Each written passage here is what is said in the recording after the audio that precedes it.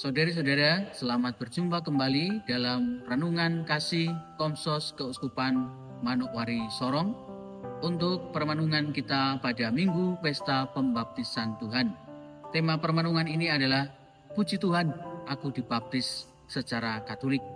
Permenungan akan kita ambil dari Injil Matius bab 3 ayat 13 sampai dengan 17. Marilah kita siapkan hati untuk merenungkan dan mendengarkan sabda Tuhan. Kita masuk dalam doa. Dalam nama Bapa, Putra, dan Roh Kudus. Amin.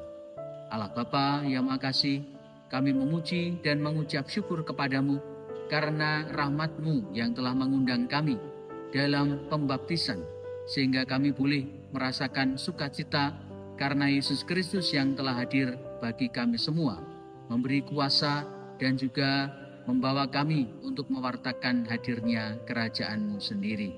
Semoga dalam permenungan ini kami dikuatkan, diteguhkan, dan diberi kobaran semangat baru untuk ikut ambil bagian mewartakan kasih dalam hidup kami setiap hari. Nama-Mu yang kami puji dan kami muliakan kini dan sepanjang masa. Amin. Saudari-saudara, inilah Injil Suci menurut Santo Matius. Ketika Yohanes membaptis di Sungai Yordan, datanglah Yesus dari Galilea ke sana untuk dibaptis olehnya.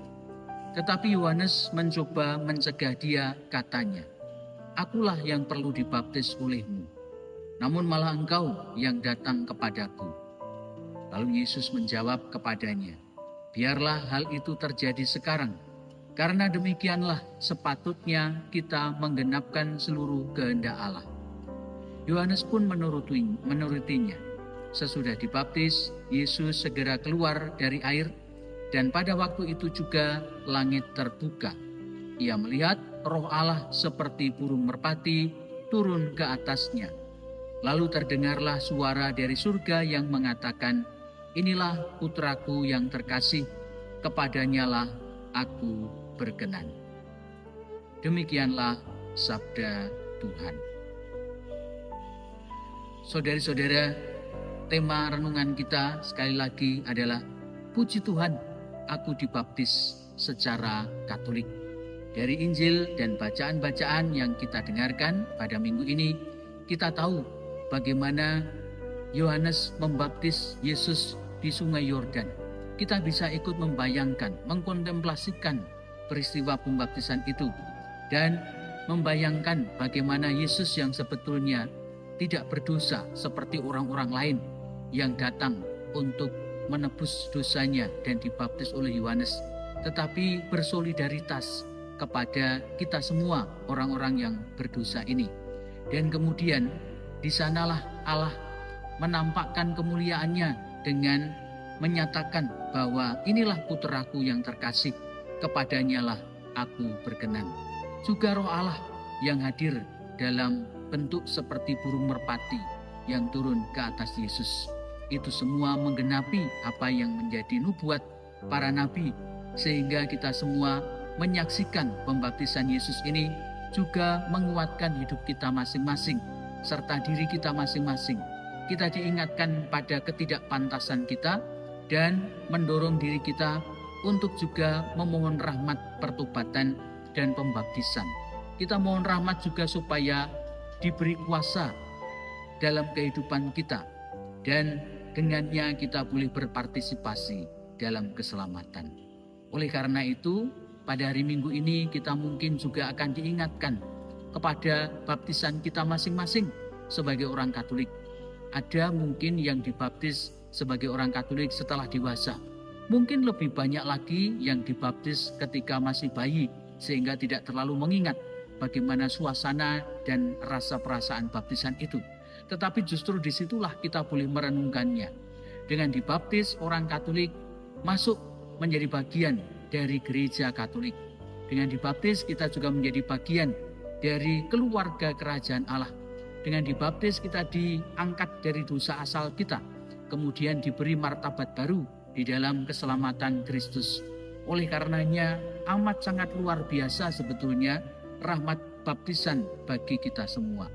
Maka mari kita juga mengulang kembali, memunculkan kembali, membangkitkan kembali rasa syukur kita atas baptisan kita sebagai orang Katolik.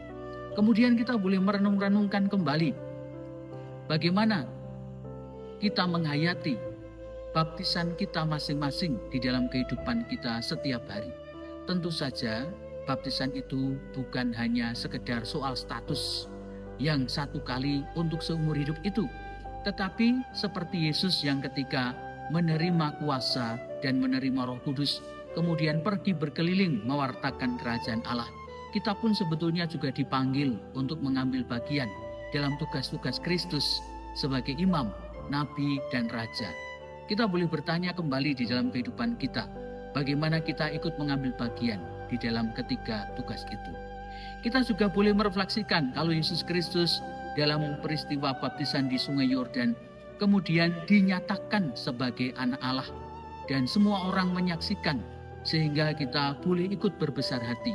Kalau kita dengan rahmat baptisan ikut dipersatukan sebagai bagian dari keluarga kerajaan Allah, apakah kita juga tetap tinggal sebagai anak-anak Allah yang baik, atau kita kadang-kadang lupa, atau kita juga kadang-kadang melupakan bagaimana kita seharusnya bersifat sebagai anak-anak Allah yang baik. Oleh karenanya hari ini merupakan saat refleksi kita atas rahmat baptisan yang telah kita terima. Dan kemudian kita boleh merenungkan di dalam hidup kita bagaimana kemudian kita berjuang bersama dengan Kristus mewujudkan hadirnya kerajaan Allah. Saudara-saudara, kita bersyukur karena rahmat pembaptisan kita. Puji Tuhan, aku dibaptis secara Katolik sehingga kita dipersatukan dengan Kristus sendiri bersama dengan gereja, mendapat pernyataan sebagai orang-orang yang diselamatkan. Namun itu semua tidak boleh hanya berhenti sebagai status saja, harus diperjuangkan di dalam langkah laku kehidupan kita setiap hari. Marilah kita juga mohon rahmat agar kita boleh menjaga kekudusan baptisan kita. Sampai kapanpun kita menjaga kekatolikan, dan sampai kapanpun kita menjaga kelayakan hidup kita sebagai anak-anak Allah yang sejati dan memperjuangkannya di dalam kehidupan setiap hari. Kita hening sejenak meresap-resapkan sabda yang baru saja kita dengarkan. Marilah kita berdoa. Allah Bapa yang Maha Kasih, sekali lagi kami mengucap syukur atas rahmat pembaptisan yang telah kami terima.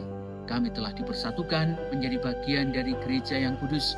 Kami telah dipersatukan sebagai keluarga kerajaan Allah, diangkat dari dosa-dosa asal kami, dan kemudian menjadi bagian dari orang-orang yang diselamatkan.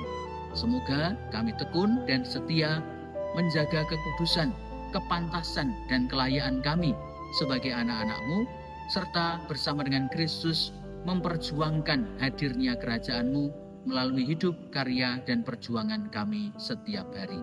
Semoga ini semua memuji dan memuliakan nama-Mu kini dan sepanjang masa. Kita semua senantiasa dilindungi, dibimbing, dan diberkati Allah yang Maha Kuasa, Bapa, Putra, dan Roh Kudus. Terima kasih.